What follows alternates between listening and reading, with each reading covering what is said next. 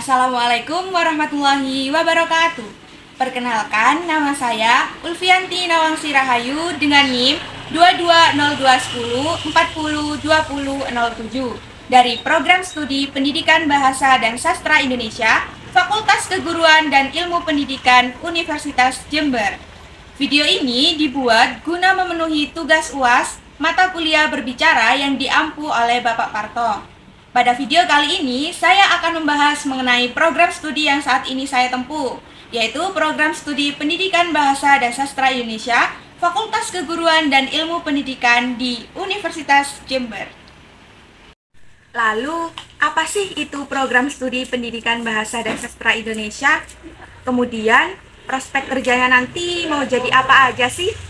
Simak videonya sampai akhir ya. Bagi sebagian orang, pasti mereka menganggap bahwa program studi pendidikan bahasa dan sastra Indonesia ini tergolong mudah. Karena mungkin mereka menganggap bahwa yang dipelajari di sini berbahasa Indonesia semua seperti pelajaran waktu kita pada SMA. Namun, hal itu tidaklah benar.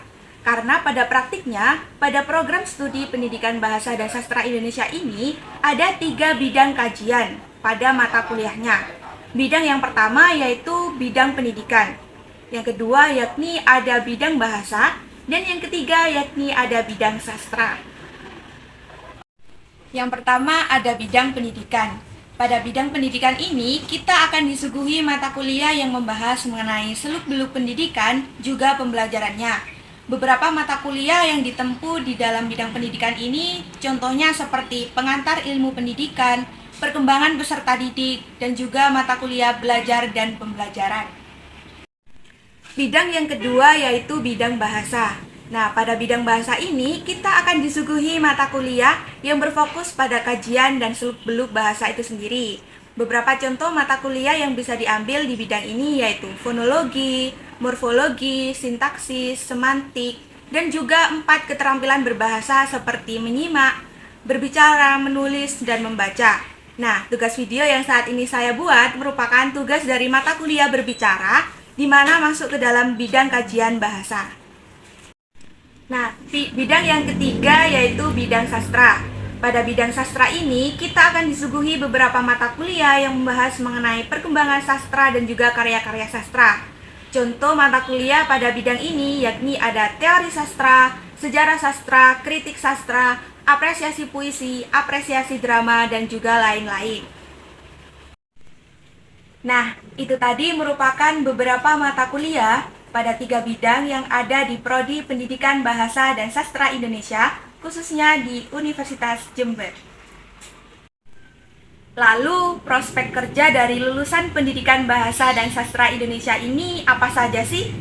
Berikut beberapa prospek kerjanya. Prospek kerja yang pertama yakni tenaga pendidik, yaitu dosen maupun guru. Bahasa Indonesia merupakan pelajaran maupun mata kuliah yang tidak mungkin dihapuskan dari kurikulum pendidikan di Indonesia. Jadi, lulusan PBSI atau Pendidikan Bahasa dan Sastra Indonesia ini sangat besar kemungkinannya untuk bisa menjadi dosen maupun guru bahasa Indonesia. Prospek kerja yang kedua yaitu penulis dan sastrawan.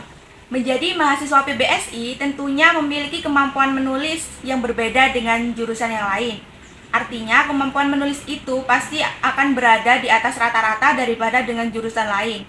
Oleh sebab itu, dengan adanya kemampuan menulis itu, mahasiswa PBSI bisa menjadi penulis maupun sastrawan yang karya-karyanya nanti bisa menjadikan penghasilan, seperti cerpen, novel, isai, dan karya-karya lain.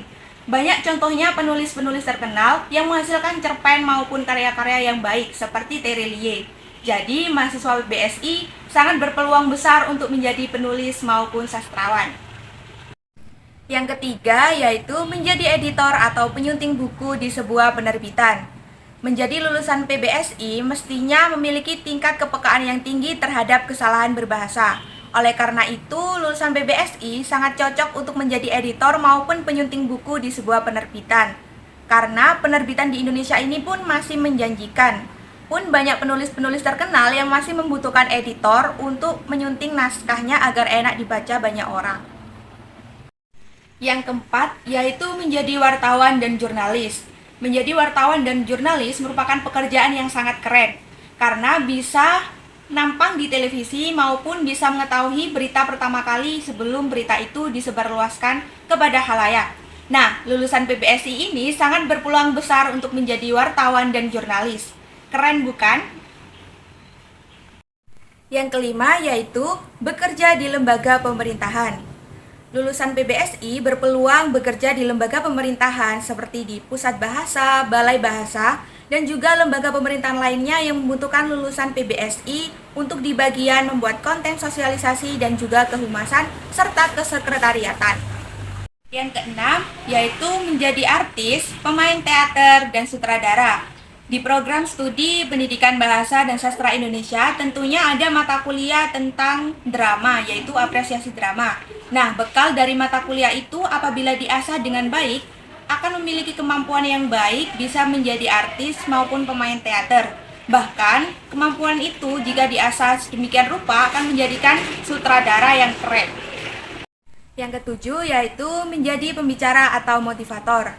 Salah satu keterampilan berbahasa yang diajarkan saat kuliah di PBSI yaitu berbicara, atau bahasa kerennya public speaking, yaitu keterampilan berbicara di depan umum. Dengan menjadi lulusan PBSI, kalian bisa menjadi pembicara atau motivator untuk banyak orang. Yang kedelapan atau yang terakhir yaitu kalian bisa menjadi blogger. Meski awalnya hanya hobi, blogger jika ditekuni akan menghasilkan uang. Jika tulisan yang kalian hasilkan baik atau bagus, maka tulisan itu akan dibaca banyak orang dan berpeluang besar untuk menghasilkan penghasilan. Keren bukan?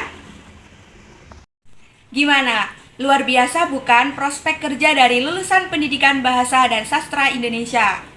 Seru-seru dan keren-keren deh pokoknya, beragam pula lulusannya. Jika kalian tertarik dan ingin mempelajari lebih dalam mengenai Pendidikan Bahasa dan Sastra Indonesia, yuk gabung pada program studi Pendidikan Bahasa dan Sastra Indonesia di Universitas Jember. Ke pasar membeli pepaya, di jalan pepayanya jatuh.